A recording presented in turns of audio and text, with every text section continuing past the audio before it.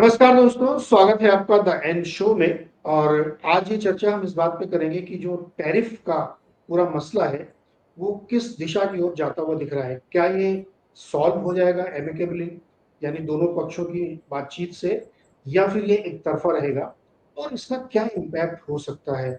और एक सवाल ये भी है कि अमेरिका की तरफ से डोनाल्ड ट्रंप की जो ट्वीट्स हैं उसमें इतनी तल्खी क्यों दिख रही है। ऐसे तमाम मुद्दों को समझने की कोशिश करते हैं और आज हमारे साथ जो मेहमान है वो जाना पहचाना चेहरा है, आप सब उनको जानते हैं। जियो पॉलिटिक्स और इंटरनेशनल लेवल की जो पॉलिटिक्स है उसको बहुत गहराई से समझते हैं और हमने एक बहुत लंबा सा पॉडकास्ट किया था, उसको आप लोगों ने बहुत पसंद किया। तो आज नरेंद्र जी से हम फिर से समझेंगे कि क्या हो क्या रहा है। तरीके सर, 4-5 सवाल है मेरे दिमाग में मोटे मोटे। जी।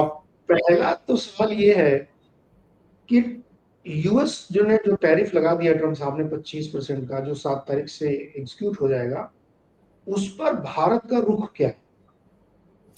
देखिए, जो अमरीकी राष्ट्रपति हैं उनका ये मानना है कि पूरी दुनिया में पिछले 70-80 साल जब से सेकेंड वर्ल्ड वॉर खत्म हुई उसका बड़ा फायदा उठाया है।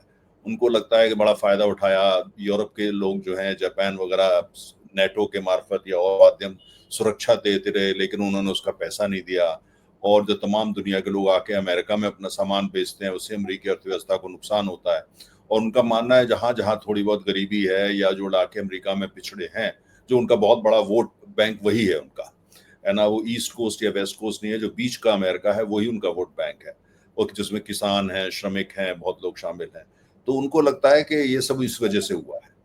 तो टैरिफ का उनका जो सीधा सीधा ये है कि जो भी विदेशों से अमेरिका में सामान आएगा उस पर टैक्स लगाओ, और उस जिससे कि उनके अपने उद्योग जो हैं मैन्युफैक्चरिंग खासतौर से वो पनपे।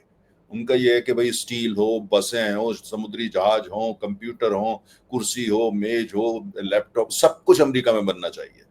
और ये विदेश वाले आकर के यहाँ बेचते हैं और खुद जो है, तो कुल मिला के उनकी ये कोशिश है कि अमेरिका के अंदर मैन्युफैक्चरिंग जो है वो दोबारा शुरू हो जाए, और जिन चीजों को अमेरिका की जरूरत है अपने लिए भी बनाए और पूरी दुनिया के लिए बनाए।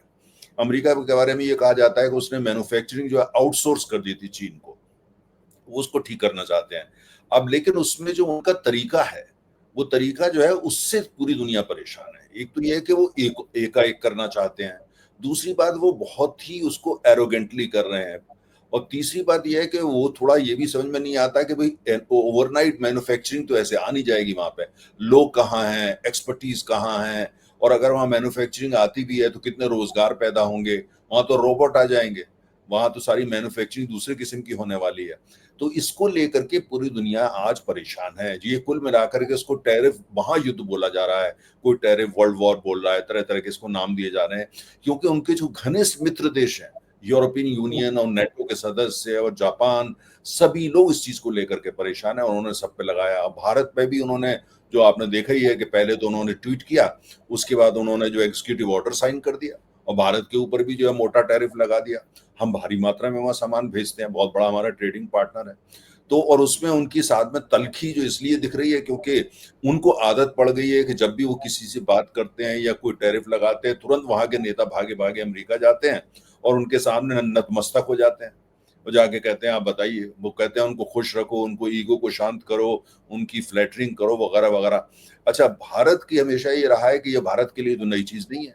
हम तो जब से आजाद हुए हमने ये देखा है कि भाई पहले अमेरिका, सोवियत यूनियन, सभी से हम नेविगेट करते थे, नेगोशिएट करते थे, अपना रास्ता खुद ढूंढते थे। पहले उसको नॉन अलाइनमेंट बोलते थे, आजकल उसको बोला जाता है स्ट्रेटेजिक ऑटोनॉमी, कि भारत की स्ट्रेटेजिक ऑटोनॉमी। हम सबके दोस्त हैं, लेकिन दोस्ती में थोड़ा डिग्री का फर्क हो सकता है, किसी के ज्यादा किसी के कम, लेकिन दोस्त हम सबके हैं। ट्रम्प साहब को ये पसंद नहीं आ रहा। उनको ये है कि ये जो नेगोशिएटर इंडिया के आ रहे हैं, ट्रेड नेगोशिएट करने आते हैं, ये बड़ी इनमें जो है वो एरोगेंस है, ये जरा सी बात नहीं मानते हैं, ये इतने टैक्स लगा देते हैं। वो भारत में यहाँ पे जो है वो खास तौर से जो एग्रीकल्चर और डेयरी के प्रोडक्ट है, वो वहां पे बहुत बड़ा उत्पादन अमेरिका में होता है, और जो उनके वोटर हैं वो किसान लोग बहुत ज्यादा है, और जो हिंटरलैंड के इलाका अमेरिका का, तो वो भारत में जो है वो भुट्टा भी बेचना चाहते हैं, वो भारत में खाने पीने की चीजें भी बेचना चाहते हैं, मक्खन भी बेचना चाहते हैं, चीज भी बेचना चाहते हैं, मिल्क प्रोडक्ट भी बेचना चाहते हैं। वो सारी ऐसी चीजें भेजना चाहते हैं, खास तौर से वहीं पे हमारे बीच में अमेरिका और भारत के बीच में जो परेशानी आ रही है, वो सारी चीजें बेचना चाहते हैं जिसपे वहां के किसान 100 एकड़ 200 एकड़ 1000 एकड़ के अंदर उसका उत्पादन करते हैं। हवाई जहाज है किसानों के पास, वहां पे बड़ी बड़ी मशीनें हैं, उससे उत्पादन करते हैं। और दूसरी तरफ जो है हमारा किसान, किसी के पास अगर औसत आप चले जाए 70 से 80% किसान जो है, उसकी जो जोत होती है, जमीन होती है, वो 2 एकड़ की होती है, उसको पूरा घर उसका पलता है ना। तो हमारे यहाँ जो किसानी है, किसानी खाली अनाज उत्पादन नहीं है, किसानी हमारे यहाँ समाज है, किसानी हमारे यहाँ संस्कृति है, किसानी हमारे यहाँ सोच है, किसान हमारे यहाँ परिवार है, हमारे यहाँ गांव है, संगीत है, गीत है, सब कुछ है। उनके यहाँ ऐसा नहीं है, उनके उद्योग है। अब जैसे मैं एक उदाहरण दूं सोयाबीन का, सोयाबीन वो ये चाहते हैं कि भारत में सोयाबीन जो है इतना लेकर के आ जाए कि बस पूरे देश में भारत जाए। आज भी आप दिल्ली के बाजार में जाइए, मुंबई के बाजार में जाइए, आप बादाम लेने जाते हैं तो भारत का जो बादाम बड़ा मशहूर हुआ करता था आपको दिखता ही नहीं है। सब जगह अमेरिकी बादाम है, कैलिफोर्नियन सब आ गया है। और आप सेब लेने जाते हैं तो वो भी आजकल वहां से आ रहा है।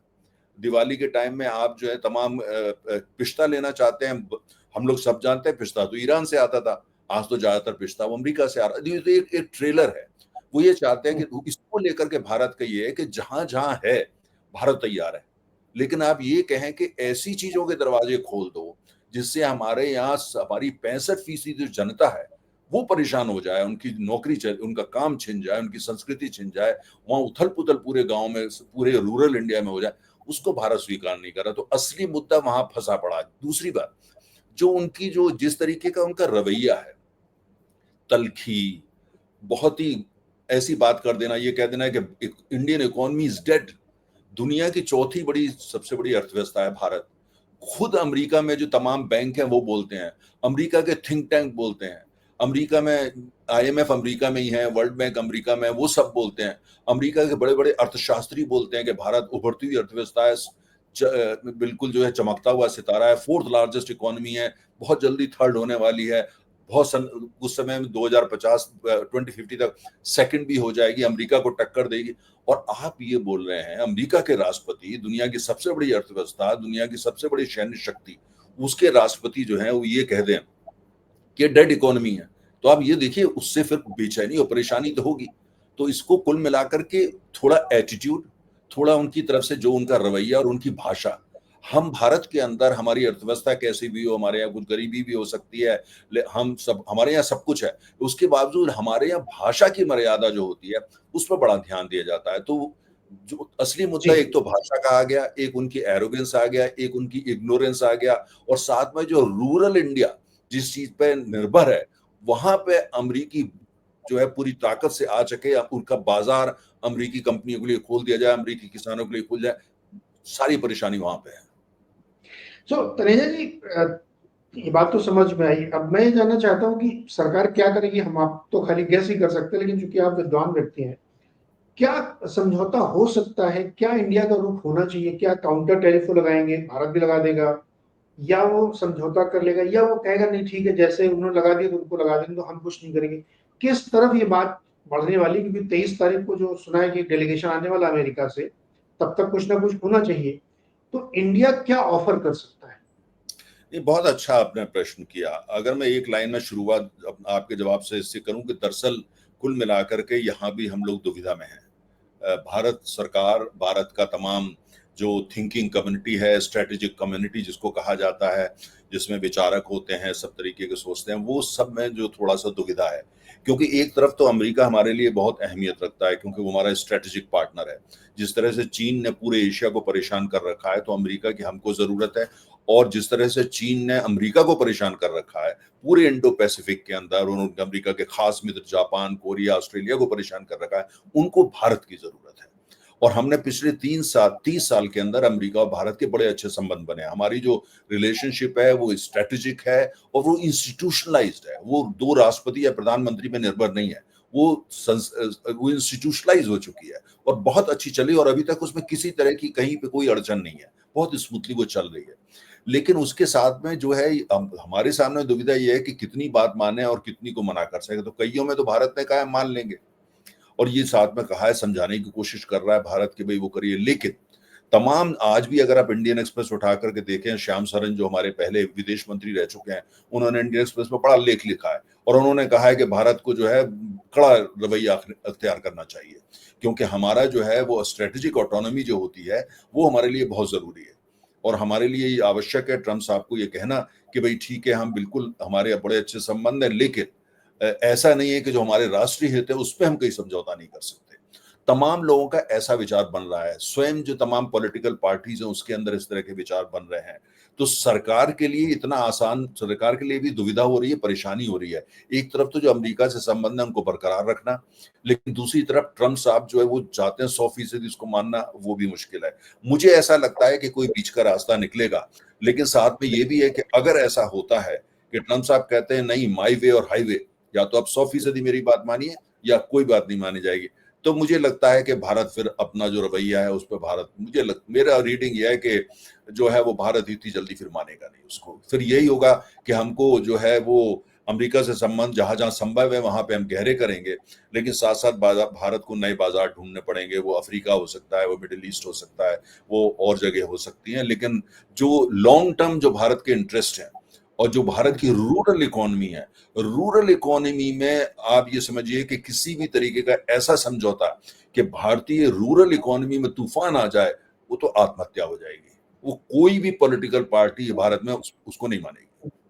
तो क्या काउंटर टैरिफ भी लगा सकता है भारत? मुझे ऐसा लगता है कि काउंटर टैरिफ जो है वो थोड़ी बड़ी कड़ी भाषा हो जाएगी। तो मुझे लगता नहीं कि वो जैसे चीन ने वगैरह और यूरोप यूनियन ने भी कहा काफी हद तक, मुझे लगता है कि भारत शायद उस हद तक नहीं जाएगा। कोशिश ये रहेगी कि जितनी चीजों पे समझौता हो सकता है पहले उस पर कर लो, और उसके बाद जो नेगोशिएशंस है उसका दूसरा अध्याय, तीसरा अध्याय, चौथा अध्याय करके आगे बात बढ़ाओ, जिससे कि शायद वो उनको समझ में आ पाए। जो हमने देखा है जिस तरह की तलखी वो दिखा रहे हैं, ये भारत को उन्होंने बोल दिया डेड इकोनॉमी है, फिर ये बोल दिया रूस और भारत दोनों डेड इकोनॉमी है, दोनों भाड़ में जाए। एक उनका कहने का अर्थ यही था लगभग, है ना। और दूसरी तरफ ये कि आप रूस, अभी तक तो कुछ नहीं कहा था, लेकिन आप रशिया से तेल मत खरीदो, अब ये नई दोबारा उसकी बहस शुरू कर दी उन्होंने। तो ये सारी कुछ ऐसी बातें जो मुझे लगता है कुल मिलाकर के भारत पे जो है, ये जब वो कहते हैं रूस से तेल नहीं लो या ये नहीं करो, वो कुल मिलाकर के ट्रेड जो नेगोशिएशन है उसमें भारत पर दबाव बनाना। लेकिन हमें ये उनको, अमेरिका को याद रखना चाहिए कि हमारे ऊपर दबाव बनाना और अपने राष्ट्र हितों को साधना ये तमाम देश पहले कर चुके हैं। भारत जानता है कि इसको कैसे हैंडल किया जाए। मुझे ऐसा लगता है कि जो ये, हालांकि अभी दुविधा है, कोई बिल्कुल स्पष्ट मुझे लगता है चारों तरफ धुंध है। भारत ऐसा रास्ता ढूंढना चाहता है कि जिससे हमारा राष्ट्रीय हित पे भी समझौता ना हो, लेकिन अमेरिका के साथ समझौता भी हो जाए। तो लेकिन मुझे लगता है कि जिस दिशा में सब कुछ चल रहा है अभी जो है वो एकदम ब्लैक एंड व्हाइट पिक्चर आने वाली नहीं है। जिन जिन पर समझौता होगा वो समझौता हो जाएगा, उसको हो सकता है इंटरिम समझौता बोला जाए और दूसरे अध्याय की फिर तैयारी की जाएगी। सर, दिन बहुत कम है।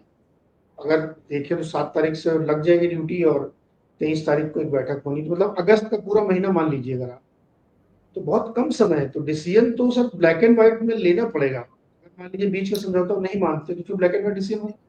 देखिए, मुझे लगता है कि इसके लिए चूंकि जो यहाँ पे जो टीम आ रही है वो इस महीने के आखिर में आ रही है, तो मुझे लगता है कि आपने ट्रम्प साहब का देखा है, वो कहते हैं एक डेडलाइन बनाते हैं और उसको फिर चेंज भी कर देते हैं। तो मुझे अच्छा। लगता है कि उसमें कहीं ना कहीं उसको तो जो डेडलाइन दी हुई है उस पर तो कुछ ना कुछ जो है समझौता होगा और उसको आगे बढ़ाया जाएगा।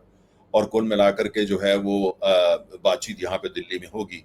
तमाम ऐसी चीजों को लेकर लगभग समझौता निकल ही रहा है कि जैसे हमारे यहाँ से जो आईफोन जाते हैं, बिलियंस ऑफ डॉलर के आईफोन भारत में बन रहे हैं। आईफोन के अलावा मोबाइल फोन बन रहे हैं जो अमेरिका उसका सबसे बड़ा बाजार है, वहां जा रहे हैं। तो उस पर सुनाई में आ रहा है कि लगभग समझौता है कि उस पर टैरिफ नहीं लगेगा।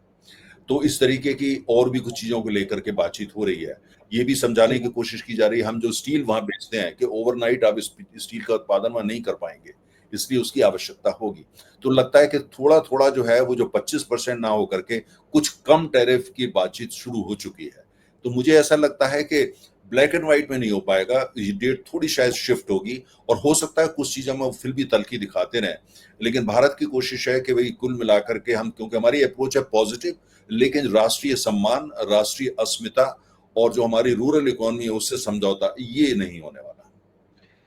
चलिए जी, आप चूंकि ऑयल के तो दुनिया के, मैं मानता हूँ कि one of the best analyst है, और जो ये धमकी दी गई कि रूस से तेल खरीदना बंद करिए वरना मैं पेनल्टी भी लगाऊंगा, 2 सवाल है मेरे, वो सवाल दरअसल एक ही है लेकिन 2 भाषाओं में पूछ लेता हूँ कि क्या भारत रूस से तेल खरीदना बंद कर देगा या बंद करना चाहिए? देखिए, बड़ा अच्छा आपने प्रश्न किया। मेरा ये मानना है कि जो भारत जो जब से यूक्रेन क्राइसिस शुरू हुए और हमने जो है भारी मात्रा में आज लगभग 35 से लेकर के 40% तेल जो हमारे देश में आज उपभोग जिसका हो रहा है वो रूस से आ रहा है। और हम दुनिया में तीसरा सबसे बड़ा बाजार है, तीसरे सबसे बड़ा उपभोक्ता है तेल के। और इतनी भारी मात्रा में आ रहा है और हम आयात कर रहे हैं और उसके बाद 106 देशों को हम बेच रहे हैं। तो हाँ, और दूसरी बात है, प्राइवेट सेक्टर कंपनियां भी खरीद रही हैं, पब्लिक सेक्टर भी खरीद रही हैं। Reliance private sector, Nayara private sector एक तरीके से, और इसके अलावा मित्तल एचपीसीएल जो भटिंडा रिफाइनरी है प्राइवेट सेक्टर, वो सभी ले रहे हैं और सरकारी कंपनियां भी ले रही हैं। और ज्यादातर जो है लॉन्ग टर्म भी एग्रीमेंट है, लेकिन स्पॉट मार्केट से ज्यादा खरीदारी हो रही है। तो अगर आप इसको ध्यान से देखते हैं, अगर पूरी दुनिया में इस रूस पे तेल की तमाम सैंक्शंस लगाई गई, उसके बावजूद दुनिया में तेल की कीमत नहीं बढ़ी। वो इसलिए क्योंकि भारत और चीन लगातार रूस से तेल खरीदते रहे हैं। तो तेल जो ग्लोबल सप्लाई सिस्टम है जो तेल का, उसको आज अमेरिका ये चाहता है कि रूस का तेल बाजार में आना बंद हो जाए। तो मतलब ये हुआ कि लगभग 45 लाख बैरल तो कच्चा तेल और लगभग 25 लाख बैरल पेट्रोलियम प्रोडक्ट जिसमें डीजल पेट्रोल सब कुछ शामिल है, ये बाजार से गायब हो जाए।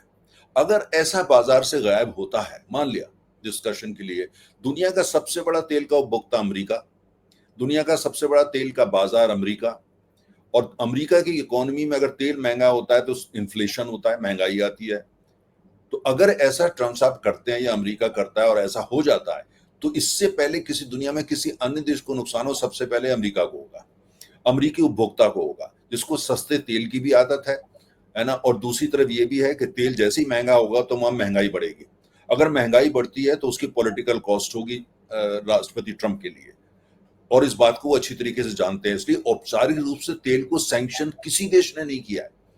ऑयल, रशिया का ऑयल सैंक्शन नहीं है, प्राइस कैप है, लेकिन आज भी वो सैंक्शन नहीं है।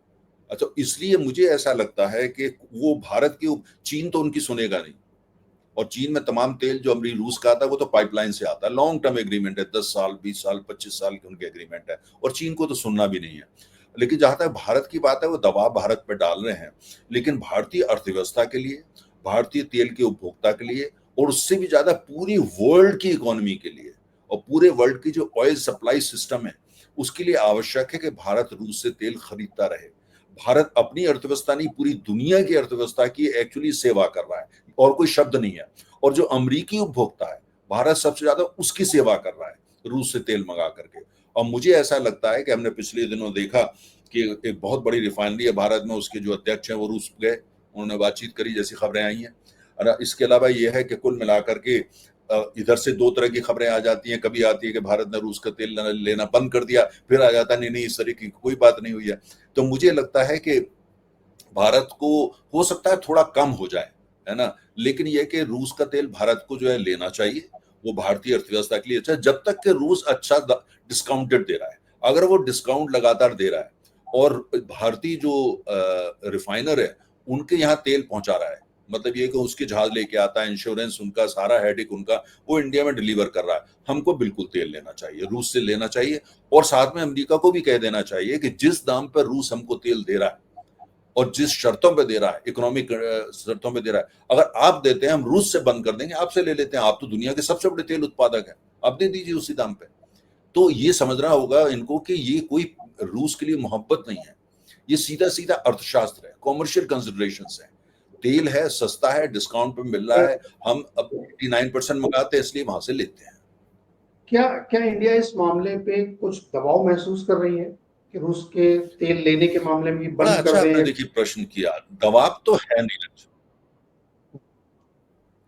मुझे लगता नहीं कि, देखिए पहली बात तो ये है कि जब हमने तेल भारी मात्रा में रूस से लेना शुरू किया था, वो मुझे नहीं लगता कि वो सरकार ने आदेश दिया था कि जाके रूस से लेना शुरू कर दो। कंपनियों ने देखा कि भाई ये जो है दुबई में और सिंगापुर में तमाम, आपको पता, बड़े बड़े तेल के ब्रोकर्स हैं, उन लोगों ने सस्ते दाम पे देना शुरू करा और हमारे रिफाइनर्स ने खरीदना शुरू कर दिया। और चूंकि रूस तेल पे तो कोई प्रतिबंध ना उस समय था ना आज है, किसी भी देश ने रूस के ऑयल को सैंक्शन नहीं किया है, तो प्रतिबंध सिर्फ ये लगा बाद में G7 कंट्रीज ने कि भाई वो $60 से ऊपर नहीं होना चाहिए। रूस ने 60 से कम में दिया, तो हमारे यहाँ लेते रहे। लेकिन जहां तक आपका ये प्रश्न है, क्या दबाव हो रहा है या क्या उसको महसूस किया जा रहा है, अगर मैं उसका जवाब दूं कि नहीं नहीं कोई दबाव महसूस नहीं किया जा रहा, तो वो गलत होगा। दबाव तो ये हो रहा है कि भाई ये सब एक का एक जिनको हम मानते थे, अमरीकी के राष्ट्रपति को, डोनाल्ड ट्रंप को, वो तुम्हारे भारत के मित्र हैं तमाम। जब वो सत्ता में आए दोबारा वापस, तो भारत में तमाम लोगों ने जो है वो खुशी मनाई। हम तो ये मान के चल रहे थे हम लोग इमोशनल लोग हैं, जज्बाती लोग हैं, भावुक लोग हैं। हमको लगा व्हाइट हाउस में दोबारा हमारा भारत का मित्र आ गया।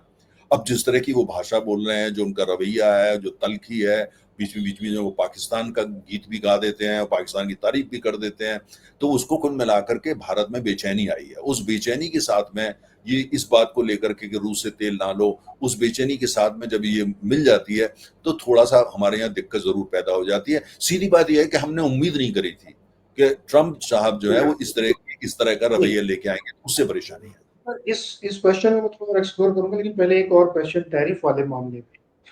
बहुत सारी चीजों पे इंडिया ने बहुत टैरिफ लगा रखा है। जैसे टेस्ला अब यहाँ गाड़ी बेच रहा है तो उस पर 70 से 100% तक ड्यूटी लगा रखी है। हार्ले डेविडसन का मसला बार बार उठाते रहे ट्रम्प। ऑटोमोबाइल, ऐसे कई सेक्टर जहाँ पे इंडिया ने बहुत ड्यूटी लगा रखी है। आपको लगता है कि ये जायज है कि आप इतना जबरदस्त ड्यूटी लगाएं उस पर? उसको क्यों नहीं कम करता भारत? और अगर वो कम करेगा तो कंज्यूमर को भी फायदा होगा। 35 लाख की टेस्ला भारत में मिले तो कंज्यूमर को फायदा है ना। सरकार क्यों किसी और को प्रोटेक्ट करने के लिए ज्यादा ड्यूटी लगा रही है? बहुत अच्छा, देखिए ये आपने बड़ा ही कोर जिसको बोलते हैं प्रश्न किया। पहली बात तो यह है कि हमारे देश के अंदर तमाम क्षेत्रों के अंदर रिफॉर्म्स होने चाहिए, आर्थिक सुधार होने चाहिए, और उन सुधारों के ऐसे सुधार होने चाहिए हमारी मैन्युफैक्चरिंग की क्वालिटी भी बढ़े और साथ साथ हमारा देश में कंपटीशन बढ़े। और दूसरा ये, जैसे आपने टेस्ला का एग्जाम्पल दिया, और तमाम चीजें ऐसी हैं जो विदेशों से आती हैं, अमेरिका से आती हैं, उस पर हम लोगों ने 170%, 150% उन सब तारे टैक्स लगा रखे हैं। और कुछ उसमें दवाइयां शामिल हैं, कुछ अच्छी खाने की पीने की शामिल है, कुछ और तमाम लग्जरी की चीजें भी हो सकती है। मुझे लगता है कि आज के जमाने में इतना ज्यादा टैक्स लगा देना, इतना ज्यादा लगा देना, चूंकि आप जो कुछ घरेलू मैन्युफैक्चरर हैं उनको प्रोटेक्ट करना चाहते हैं, या कहीं ना कहीं जो है उनको आप थोड़ा सा एक तरह का हेल्प कर रहे हैं, मुझे लगता है कि वो हमारे हित में नहीं है। तो कुछ पॉइंट पे जब तमाम देश, चाहे वो यूरोपियन यूनियन हो या जापान हो या अमेरिका हो, वो ये कहता है भाई यहाँ आपने बहुत ज्यादा टैरिफ लगा रखा है, अब 170% टैरिफ लगा देना, टैरिफ पे टैरिफ लगा देना, है ना। उसके बाद कुछ राज्यों में अलग घुसता है, उस पर टैरिफ अलग से लगा देना, कहीं पे सेस के नाम से टैरिफ लगा देना। एक खाने पीने की चीजें कुछ अच्छी आती हैं, फ्रूट आता है, कुछ आता है जो भारत में होता नहीं है ना। जब मैं आपको उदाहरण दूं, एक एवोकाडो एक होता है, एवोकाडो भारत में हमारे यहाँ होता नहीं अच्छा, तो और माना जाता है स्वास्थ्य के लिए अच्छा होता है, लोग खाते हैं, शहरों में पैसा देते हैं, लेना चाहते हैं। अब उसके ऊपर जो है वो बहुत ज्यादा टैरिफ लगा देना कहाँ तक उचित है? मैंने एक उदाहरण आपको दिया, आपने टेस्ला का एग्जाम्पल दिया। एक तरफ हम ये चाहते हैं प्रदूषण कम हो, रिलायबल ईवीज बन जाएं, हाई क्वालिटी ईवीज बन जाएं, और भारत के अंदर जो ईवीज बनाते हैं वो भी वर्ल्ड क्लास ईवी बनाए, और जिसके वो भी जाकर उसका एक्सपोर्ट कर सकें। और उसके लिए थोड़ा अगर कंपटीशन होता है और शुरू शुरू में इंडियन मैन्युफैक्चरर को परेशानी आती है, तो उसमें बुराई क्या है? तो मैं आपके जो प्रश्न का जो कुल मिलाकर के भावना है, मैं उससे काफी हद तक सहमत हूँ कि हमको एक सीमा से आगे प्रोटेक्शन की जरूरत नहीं है। जैसे हमारे यहाँ एप्पल के बहुत सारे आइटम मैन्युफैक्चर नहीं, असेंबल होके जा रहे हैं। बहुत सारे मोबाइल फोन बन रहे हैं। हमको क्या फायदा हो रहा है? भारत में आज उतना ही महंगा एप्पल का फोन मिलता है, अमेरिका से लेके आओ सस्ता मिलता है, दुबई से लेके आओ सस्ता मिलता है। इंडिया में अगर हम असेंबल भी कर रहे हैं तब भी हमको महंगा मिल रहा है। तो फिर हम किसकी सेवा कर रहे हैं? इंडस्ट्रीज की सेवा कर रहे हैं? ये सरकार की अपनी सेवा करा रही टैक्स के थ्रू? क्योंकि ये एक ऐसा प्रश्न है। द्वितीय विश्व युद्ध के बाद से लगातार हम संरक्षणवादी नीति पे काम कर रहे हैं, और हमने बहुत ज्यादा प्रोटेक्शन लगाया, और इस गवर्नमेंट के आने के बाद तो और ज्यादा टैक्स लगे हैं। तो कुछ ऐसे सेक्टर्स में क्यों हम इतना प्रोटेक्शनिस्ट बने हुए हैं कि हमको ऑटोमोबाइल को बचाना है, इनको बचाना, उनको बचाना है? अगर एप्पल का फोन हमें सस्ता नहीं मिल रहा है तो फिर हम बना के क्या कर रहे हैं उसको? देखिए, बहुत अच्छा ये आपने मुद्दा उठाया। मोबाइल फोन को मैं आपके प्रश्न को दो भाग में बांटूंगा। एक तो नॉन एप्पल जो और हमारे मैन्युफैक्चरर्स हैं, उसमें बहुत सारे कंपोनेंट भी आज भारत में बन रहे हैं, और कुल मिलाकर के उनकी जो कीमत है अभी भी ज्यादा है और कम हो सकती है। भारत मोबाइल फोन के मसले में एक सुपर पावर धीरे धीरे बन रहा है। तमाम उसके जो पार्ट्स होते हैं वो भारत में बनना शुरू हो चुके हैं। लेकिन जो आपने एप्पल का उदाहरण दिया, वो एप्पल के दरअसल अभी तक ज्यादातर जो पुर्जे हैं जो जिससे एप्पल का मोबाइल फोन बन के खड़ा होता है, वो अभी भी चीन से आ रहे हैं या विदेशों से आ रहे हैं। उसके लिए जो जिस तरह के मैन्युफैक्चरिंग का इकोसिस्टम बनाने की जरूरत है, अभी हम बना नहीं पाए हैं उसको। और तो एप्पल का जहां तक प्रश्न है, मुझे लगता है कि आने वाले 4-5 साल में वो इकोसिस्टम बनेगा और कुल मिलाकर के जो एप्पल के अंदर जो तमाम चीजें जाती हैं वो भारत में बनना शुरू होंगी। लेकिन आज भारी मात्रा में वो अभी चीन में बनती है। दरअसल इसको लेकर के अमेरिका में बहुत बड़ी बहस है कि आज जो चीन हाईटेक हो गया है, आज जो चीन वो टेक्नोलॉजी में सुपर पावर बनता जा रहा है, और अमेरिका इस सब के पीछे जो है वो एप्पल की कहानी है। एप्पल ने वहां पे इतने लाख इंजीनियर ट्रेन करे, तमाम लाखों लोगों को वहां इंजीनियरिंग सेंटर्स खोल के ट्रेन कर दिया, और उनमें से 50% लोग आज चीन की डिफेंस इंडस्ट्री में जा चुके हैं। तो वो एक बहुत बड़ा बहस का मुद्दा है। तो लेकिन जहां तक एप्पल की बात है, वो थोड़ी कहानी अलग है। लेकिन और मुझे ऐसा लगता है कि जब तक के यहाँ ज्यादा कंपोनेंट नहीं बनेंगे 70-80%, तब तक एप्पल की कीमत यहाँ कम नहीं होगी। लेकिन इतना जरूर है कि जो भारत में एप्पल का फोन बन रहा है और भारी मात्रा में जंबू जेटों में लाद लाद करके उनको अमेरिका भेजा जा रहा है, वो इसलिए हो पा रहा है क्योंकि अमेरिकी उपभोक्ता को आज वो सस्ता पड़ रहा है। अगर ट्रंप साहब ने कहीं उस पर टैक्स टैरिफ लगा दिया तो अमेरिकी उपभोक्ता जो है उसको एप्पल का जो फोन है वो उसके ऊपर 25% टैरिफ लग जाएगा और वो उससे दुखी हो जाएगा। तो एप्पल की थोड़ी कहानी बहुत बड़ी विचित्र और बड़ी अलग है। लेकिन यह है कि जो आई एग्री सर। देखिए एप्पल एक एग्जांपल है, तमाम चीजें ऐसी बन रही भारत में जिनको हम मेक इन इंडिया कहते हैं, दरअसल वो असेंबल इन इंडिया हुई है। बहुत अच्छी बात है, हमको करना भी चाहिए, हम इसी दिशा में आगे बढ़ रहे हैं, धीरे धीरे हम बनाएंगे भी उनको। लेकिन उसका फायदा हमें नहीं मिल रहा ना, देश के लोगों को। उसका फायदा कौन ले रहा है? कंपनियां ले रही हैं तो, या जिस देश के लिए बन रही वो ले रहे हैं। तो इतने हाई टैरिफ रख के आप किसकी सेवा कर रहे हैं, मेरा क्वेश्चन ये है। दूसरा, हमने जब कहा कि हम संरक्षणवादी राजनीति इकोनॉमी हमने बनाई, और आज एक दिन में अगर आप किसी भी गुड क्वालिटी ईवी के लिए रास्ता बंद कर रहे हैं, जो बीवाईडी से, तो आप मतलब 10 जनरेशन पीछे चल रहे हैं। टेस्ला की तो बात ही छोड़ दीजिए, टेस्ला भी बीवाईडी से 3 जनरेशन पीछे गाड़ी है। तो हमने कुछ रिसर्च तो की नहीं, हम खाली संरक्षण लेकर के अपना धंधा चलाते रहे। आज जब उस पिवट पॉइंट पर हम आए हैं, तो हमारे सामने भी दुविधा और सरकार के सामने भी दुविधा है। तो ये नीति तो बदलनी चाहिए ना। नहीं, देखिए बहुत बहुत ही आपने जो है वो इंटरेस्टिंग सवाल किया है। हमारी 3 चीजों पे हमें और काम करने की आवश्यकता है। अगर आप हमारा जीडीपी उठा करके देखें और आप ये देखें R&D में हम कितना पैसा खर्च करते हैं, वो 1% से कम है। करेक्ट। अच्छा, तो जब तक हम 3 चीजों में पैसा और नहीं लगाएंगे, इनोवेशन, रिसर्च एंड डेवलपमेंट, और इस तरीके का जो वर्ल्ड क्लास हो, जिससे ज्यादा से जो हमारे सबसे प्रतिभाशाली वैज्ञानिक और इंजीनियर है वो इनोवेशन में जाएं, वो रिसर्च में जाएं, वो डेवलपमेंट में जाएं। आप टॉप इंजीनियर्स आपके आईआईटी से निकलते हैं, वो फाइनेंस में चले जाते हैं, इन्वेस्टमेंट बैंकर बन जाते हैं, जबकि उनका सारा लाइफ का बैकग्राउंड इंजीनियरिंग का है। तो हमारे यहाँ, और उनकी वजह ये है, वो कहते हैं भी research is not very attractive, is not lucrative, innovation is not lucrative. अच्छा, अमेरिका वगैरह के अंदर तमाम रिसर्च जो होती है वो प्राइवेट सेक्टर में है और वो ज्यादा ल्यूक्रेटिव भी है। चाइना ने उसको फंडिंग करके, पैसा खर्च करके ल्यूक्रेटिव बना दिया है। तो चाहे दुश्मन हो आपका, चाहे अच्छा मित्र हो या ना हो, या मित्र हो, जो भी हो, अच्छा काम जो कर रहा है उसे सीखने में कोई बुराई नहीं है। तो मुझे ऐसा लगता है कि हमको अगर एक तो नेक्स्ट जनरेशन रिफॉर्म लाने हैं, दूसरी बात यह है कि हमको ये रिसर्च एंड डेवलपमेंट, R&D, इसकी संस्कृति, इसकी सोच, इसका इकोसिस्टम, उसको टॉप प्रायोरिटी देनी चाहिए। कब तक? आप ये देखिए, मुझे बताइए, दुनिया के जो तमाम बड़े देश हैं, बड़े देश, चीन हो गया या फ्रांस हो गया, इंग्लैंड हो, कितने ऐसे देश हैं जो डिफेंस के क्रिटिकल कंपोनेंट होते हैं, जो हवाई जहाज हो गया, वो आयात करते हैं, सब अपने बनाते हैं। और ठीक उसी तरीके से जो क्रिटिकल टेक्नोलॉजी जितनी भी है, उनको मुझे लगता है हमें अपने देश में बनाना चाहिए। काम अच्छा शुरू हुआ है, 5G में हमने बड़ा अच्छा काम किया है, हम एयरक्राफ्ट कैरियर अपने बना रहे हैं, मोबाइल फोन में हमने अच्छा काम किया है, कई दिशा में बड़ा अच्छा काम कर रहे हैं। लेकिन जितनी तेजी से हमको चलने की आवश्यकता है और जितनी तेजी से हमने 3 चीजों में पूरे देश में संस्कृति बनने की आवश्यकता है, इनोवेशन, रिसर्च एंड डेवलपमेंट, वो अभी उसमें और गति लाने की आवश्यकता है। सर, आप चूंकि मुझसे ज्यादा कनेक्टेड हैं और बड़े लोगों के साथ आप उठते बैठते हैं, सरकार से भी आप बातचीत करते हैं, क्यों नहीं हो पा रहा? क्यों IRD जो आपने कहा, इनोवेशन रिसर्च एंड डेवलपमेंट, इसमें हम क्यों नहीं खर्च कर? देखिए बड़ा ये मुझे ऐसा लगता है कि हमारे देश में जो अभी तक जो हमने आज़ादी मिली, जो सोशलिस्टिक माइंडसेट था, जिसमें ये था कि भाई सारी चीज़ सरकार नियंत्रण करेगी, सरकार ही माई-बाप है, सब कुछ सरकार कंट्रोल करेगी। अगर वो बहुत ज़्यादा चला गया कॉम्पिटिशन के दायरे में, तो परेशानी हो जाएगी। और उसी माहौल के अंदर हमारे यहाँ के तमाम बड़े-बड़े कॉर्पोरेशंस, कंपनियाँ वो भी उसी में पनपे।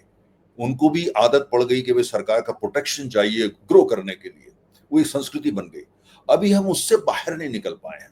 काफी हद तक रिफॉर्म्स हो गए हैं, अर्थव्यवस्था हमारी बड़ी हो गई है, लेकिन हमारी अर्थ जो सोच है वो अभी तक उसके अंदर सरकार हावी है, समाजवाद हावी है, काफी हद तक जो कम्युनिस्ट लेफ्टिस्ट थिंकिंग है वो हावी है। और जितनी तेजी से हमको जो है दरवाजे खोलने चाहिए नए आइडियाज के लिए और नई कैपिटल के लिए और कंपटीशन के लिए, अब रेगुलेशन के नाम पे हम कंपटीशन को अगर स्ट्रेंगल करते हैं या रोकते हैं वो तो गलत हो जाता है। तो मुझे लगता है जब तक हम फ्री इकोनॉमी के साथ साथ कॉम्पिटिटिव इकोनॉमी नहीं बनाएंगे, और साथ में ये होगा कि भाई जैसे मैं आपको एक उदाहरण देता हूँ, मेरा ये मानना है, आप बैंकिंग सेक्टर को उठा करके देख लीजिए, भारत को 10 वर्ल्ड क्लास बैंक चाहिए आज की तारीख में, कल सच चाहिए। आपको $10 ट्रिलियन इकोनॉमी बनना है तो बिना वर्ल्ड क्लास बैंक के तो बनना मुश्किल होगा। हमको 10 ऐसे बैंक चाहिए जो बैंक ऑफ अमेरिका को टक्कर दे सकें, जो जेपी मॉर्गन को टक्कर दे सकें, जो सिटी बैंक को टक्कर दे सकें, जो डॉइचे बैंक को टक्कर दे सकें। आज जो वर्ल्ड क्लास बैंक या बड़ा बैंक साइज में कम से वो आपके पास एक है, स्टेट बैंक ऑफ इंडिया। तो ये मैंने आपको एक उदाहरण दिया। तो हमको लगता है हमको खोलना पड़ेगा। साथ में हमारे को, मैंने आपके ही पॉडकास्ट में पहले भी एक बात कही थी कि हमको बड़ी कंपनियां और चाहिए। हमको ये चाहिए, हमको आइडेंटिफाई करना होगा कि भाई ये कंपनी है, इसका पोटेंशियल है कि इसको हम जो है 100 बिलियन डॉलर कंपनी बना सकते हैं, उसको बनाना चाहिए, उसको फैसिलिटेट करना चाहिए, राज्य सरकारों को उसमें आगे बढ़ना चाहिए। तो हमें दरअसल ये जो आपने प्रश्न किया, मेरा ये मानना है कि हमको काफी हद तक जो है ताजा सोच चाहिए। और ये जो बहुत हावी हमारे सोच पे लेफ्टिस्ट माइंडसेट है, सोशलिस्टिक माइंडसेट है, ये मुझे लगता है इससे हमको जो है पिंड छुटाना पड़ेगा। हम जो जिसको आवश्यकता है, गरीब आदमी है, उसको मदद दें, जिसको खाने की आवश्यकता है जरूर दें। मैं इस बात का समर्थक हूं कि 80 करोड़ लोगों को खाना दे, बहुत अच्छा सरकार काम कर रही है। लेकिन हमको साथ में ये भी जरूरी होता है कि जो लोग उद्यमी बनना चाहते हैं, जो जी। आगे बढ़ना चाहते हैं, उनको भी उसी उसी ताकत और उसी मेहनत से हम उनको भी सपोर्ट करें, जिससे हमारा देश जो है वो लाखों करोड़ों उद्यमियों का देश बन सके। हमारे देखो, बेरोजगारी दूर करनी है, आपको उद्यमी चाहिए। अगर आपको देश की अर्थव्यवस्था को बढ़ाना है, आपको उद्यमी चाहिए। अगर जो लोग जो है गरीबी की रेखा के नीचे हैं, उनको ऊपर लेके आना है, उद्यमी चाहिए। बेरोजगारी खत्म करनी है, आपको उद्यमी चाहिए। भारत के अंदर कुछ राज्य जहां पे अभी भी गरीबी व्यापक है या वहां पे विकास तेजी से नहीं हो पा रहा है, हमको वो चाहिए। लेकिन जो सरकार ने एक अच्छा काम कर दिया, वो उसको हमें नहीं भूलना है, उसको बहुत हाईलाइट करना है। इंफ्रास्ट्रक्चर जो हमने डेवलप किया है नीरज, जिस तरह का इंफ्रास्ट्रक्चर, चाहे वो पोर्ट्स का हो, चाहे वो एयरपोर्ट्स का हो, चाहे वो रोड्स का हो, चाहे वो बिजली का हो, चाहे वो रिन्यूएबल एनर्जी, ये इंफ्रास्ट्रक्चर जो है मैजिक प्ले करेगा आने वाले समय में भारत में।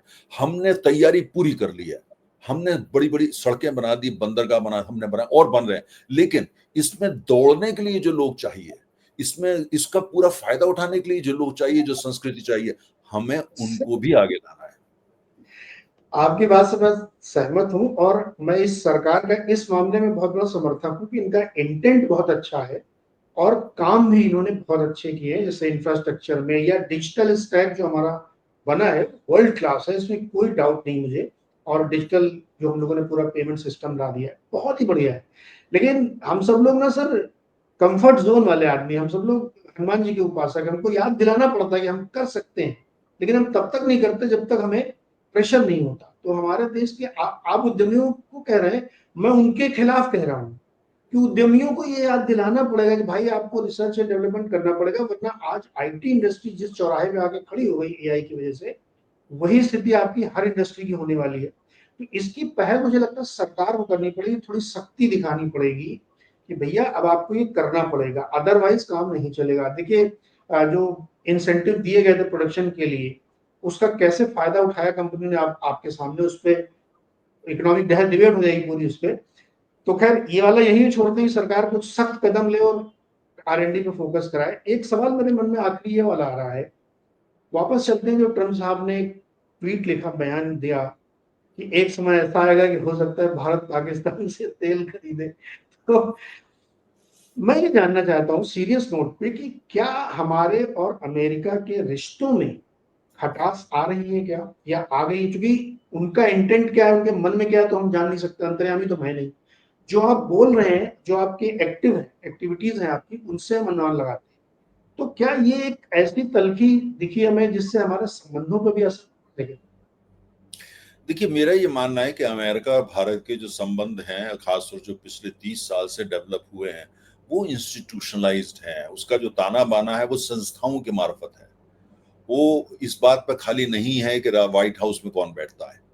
और एक तो इसलिए मेरा ये मानना है, इसको लेकर के मेरे अंदर बहुत ज्यादा कोई बेचैनी नहीं है, क्योंकि अमेरिका और भारत की दोस्ती का आधार जो है एक दूसरे की जरूरत है ना। अमेरिका को भारत की जरूरत है। अब पिछले पाकिस्तान को लेकर के जिस तरह वो वक्तव्य दे रहे हैं, उन्होंने कहा वहां तेल है, इतना भंडार है, उसको लेकर हमें परेशान होने की जरूरत है नहीं है। इसलिए नहीं है कि वहां तेल नहीं है, नहीं है। उन्होंने कहा कि अमेरिका ने डील करी है पाकिस्तान के, वहां जाकर के खनन करेगा, खोज करेगा, उत्पादन करेगा। कोई डिटेल नहीं है किस कंपनी ने किया। अमेरिका में सरकारी तेल कंपनियां तो होती नहीं है। किसने डील करी है, कहाँ है डील, दर्शन करा दीजिए हमको, है ना। किस कंपनी ने डील करी? एक्सॉन मोबिल वहां की सबसे बड़ी तेल कंपनी है। ट्रम्प साहब कहेंगे पाकिस्तान में चले जाओ, क्योंकि मैंने कहा है, क्या वो आ जाएंगे? नहीं आएंगे। या शेवरॉन आ जाएगी? अमेरिका में तो ऐसे होता नहीं, ये बहुत बड़ी बड़ी कंपनियां हैं, ये वहां जाएंगे जहां पे जो है। अगर दरअसल पाकिस्तान से पिछले 20 साल में शेल है, टोटल, कुछ कंपनियां निकल गई, छोड़ के जा चुकी हैं। चाइनीज जिन्होंने वहां निवेश कर रखा है परेशान है, कितने इंजीनियर चीनी मारे जा चुके हैं वहां पे। तो इसलिए उनको return on investment Chinese company को सही नहीं मिल रहा है, वो परेशान है, स्ट्रेटेजिक रीजन से वहां टिके हुए हैं। लेकिन दूसरा ये है कि इसको लेके हमें परेशान नहीं होना है। मुझे लगता है कि इग्नोरेंस है, किसी ने उनको जो ब्रीफ किया गलत ब्रीफ कर दिया। और दूसरी बात, मुझे लगता नहीं कि वो इंडिया पाकिस्तान, उन्होंने एक जगह बोला था इंडिया पाकिस्तान का तो सैकड़ों साल से आपस में युद्ध चल रहा है, तनाव चल रहा है। पाकिस्तान का जन्म ही कल हुआ था, सैकड़ों साल से कहां से हो गया। तो उसमें मुझे लगता है कि बहुत ज्यादा अहमियत देने की जरूरत नहीं है, जिसमें जब जब वहां तेल के भंडार बड़े हैं ही नहीं और कोई डील साइन हुई ही नहीं है, तो इस बात को लेकर के यही माना जाएगा इग्नोरेंस है, और क्या इससे ज्यादा कहा जा सकता है। उसको परेशान होने की जरूरत नहीं है। लेकिन आपने कहा कि अमेरिका और प्रेसिडेंट ट्रम्प में फर्क करना पड़ेगा हमको। अमेरिका जो है वो संस्थाओं का नाम है, संस्थाओं का ताना बाना, उसका नाम अमेरिका है। और ट्रम्प साहब एक इंडिविजुअल है जिनका एक अपना नजरिया है। उनका ये मानना है कि जो वो सोचते हैं वही सही है। और और उसमें कितनी गहराई होती है ये सब लोगों को पता लग चुका है। बयान जो देते हैं वो बयान को बदल भी देते हैं, तुरंत दूसरे दिन भी बदल देते हैं। तो इसलिए मुझे लगता नहीं कि बहुत ज्यादा परेशानी की जरूरत है। लेकिन इतना जरूर है कि पूरी दुनिया का जो आर्थिक ढांचा था, जिसको अंतर्राष्ट्रीय व्यवस्था या इंटरनेशनल इकोनॉमिक ऑर्डर बोलते हैं, उसमें उथल पुथल उन्होंने डाल दिया, कर दिया। अब जैसे किसी मेज के ऊपर आपने 70-80 साल से कोई सजा के रखी थी, वो आए, उन्होंने मेज उठा के ऐसे कर दी, एकदम सारी चीजें इधर उधर तितर बितर हो गई हैं। अब उसको इस तरह से ये देखना कि इस सब के बावजूद भारत के हमारे राष्ट्रीय हित कैसे सुरक्षित रहें, हमारे सामरिक हित कैसे सुरक्षित रहें, और साथ में जो भी हमारी गुडविल उनके साथ पर्सनल है वो कैसे वो रहे। आज हर सरकार के लिए, चाहे वो भारत है, चाहे वो यूरोपियन यूनियन है, चाहे वो उनके मित्र देश जापान है, कोरिया है, सबके लिए वो परेशानी बन चुकी है। खाली अकेले भारत के लिए नहीं है। लेकिन हमें, मेरा ये मानना है, हमको अपना स्टैंड लेना चाहिए। और हमारा स्टैंड ये होना चाहिए कि हमारी स्ट्रेटेजिक ऑटोनॉमी से कोई समझौता नहीं होगा।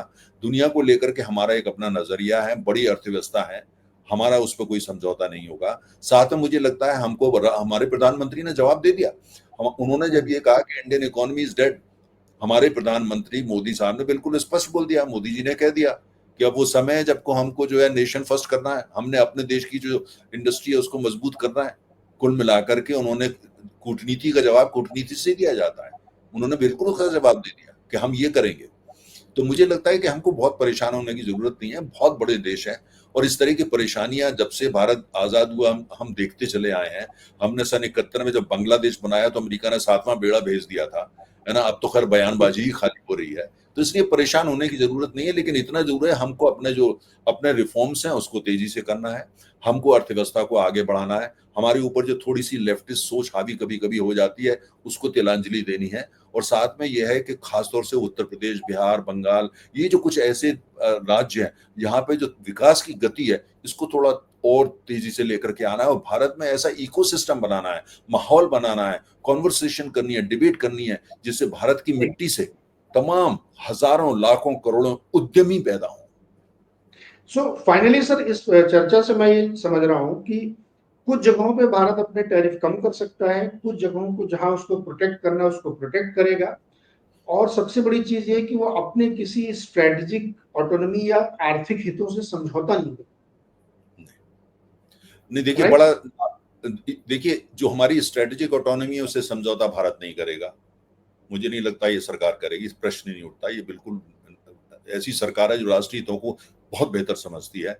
दूसरी बात यह है कि जहां तक भाषा की बात है, जब कोई इस तरह की भाषा का प्रयोग करे, हमारी संस्कृति है कि हम उसका जवाब नहीं देते, चुप्पी में भी कई दफे जवाब होता है। तीसरी बात यह है कि अमेरिका के जो हमारे इंटरेस्ट हैं वो अमेरिकी देश के साथ है, राष्ट्र के साथ है, और मजबूत है, 30 सालों से चल रहे हैं, हम आगे 30 साल देख रहे हैं। ट्रंप साहब 3.5 साल के बाद चले जाएंगे यहाँ से, तो इसलिए हमको कोई ऐसा काम नहीं करना है कि जो हमारे जो स्ट्रेटेजिक पार्टनरशिप है उसमें कोई स्ट्रक्चरल डैमेज हो जाए। लेकिन अपनी तरफ से जो ट्रेड जहां तक डील की बात है, वो जो शर्तें लेके आ रहे हैं, जहां जहां बैठ करके बातचीत हो पाएगी वो बातचीत होगी, जहां समझौता हो पाएगा वहां समझौता होगा। लेकिन ऐसा कोई भी समझौता जहां हमें राष्ट्रीय हितों में समझौता करना पड़ जाए, वो भारत की ना सोच है ना संस्कृति है। ओके, परफेक्ट, यही एक सही तरीका भी हो सकता है। तो बहुत बहुत शुक्रिया आप हमारे साथ जुड़ने के लिए और इतना विस्तार से हमें ये समझाने के लिए कि इस मसले में सरकार का क्या रुख हो सकता है और होना चाहिए, और हमें इतना ज़्यादा घबराने परेशान होने की ज़रूरत नहीं है। चीज़ें ऑन ट्रैक हो जाएंगी, कुछ समय की बात हो सकती है। बहुत बहुत शुक्रिया सर हमारे साथ जुड़ने के लिए। ऐसे ही किसी राष्ट्रीय मुद्दे पर जब कुछ होगा तो मैं आपको ज़रूर दोबारा से याद जरूर करूँगा। जरूर। Thank you so much sir. Thank you, bye.